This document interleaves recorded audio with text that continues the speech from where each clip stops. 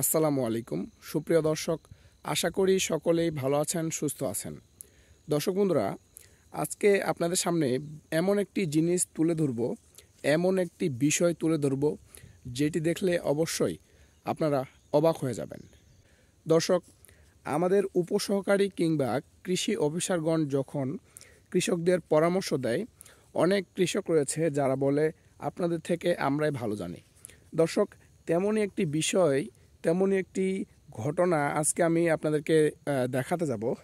এক মাতব্বর অর্থাৎ এক্সেস দেউনিয়া যেটাকে বলা হয়, নেতাগিরি, সেই বিষয়টি আপনাদের কাছে আজকে তাদের যে ঘটনাটা ঘটাইছে সেটা আজকে দেখানোর চেষ্টা করব।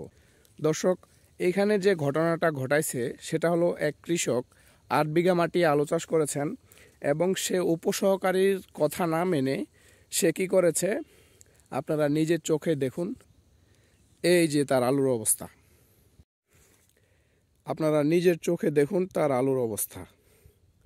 এপাশে যে আলুটা রয়েছে, দুইটা আলু একসাথে লাগাইছিল, কিন্তু এই আলু যে কৃষকের কথা বললাম মাতব্বর দেউনিয়া, সে কী করেছে, উপসহকারীর কথা না শুনে দোকানদারের কাছ থেকে বোরন নিয়ে এসেছে।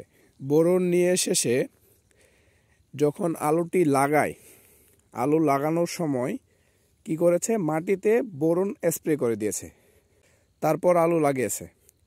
সেটার কারণে তার আলু এই রকম অবস্থা। দেখুন,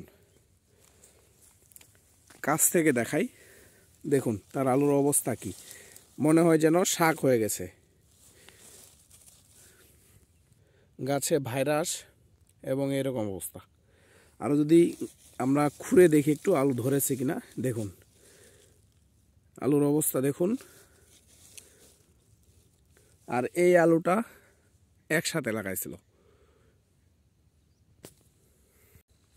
যেখানে আলুর জমিতে বোরন দিতে হবে 50, 55 কিংবা 60 দিন পর, যখন আলুর গাছ পরিপূর্ণ হওয়ার মতো, তখন বোরন দিতে হবে যেন আলুটা দ্রুত বৃদ্ধি পায় এবং আলুর ফলনটা বৃদ্ধি হয়।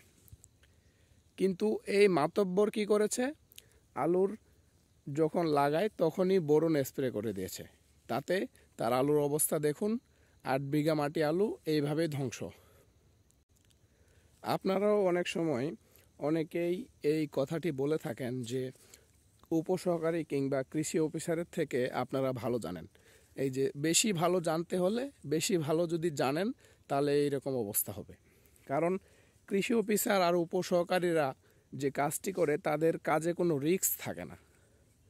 তারা যদি কোনো একটা কাজ করে তাহলে তাদের ব্যাকআপ দেওয়ার মতো একটা মেধা থাকে, কিন্তু কৃষকদের ব্যাকআপের মতো কোনো বিষয় থাকে না। সেজন্য এই অবস্থা হয় অনেকেরই।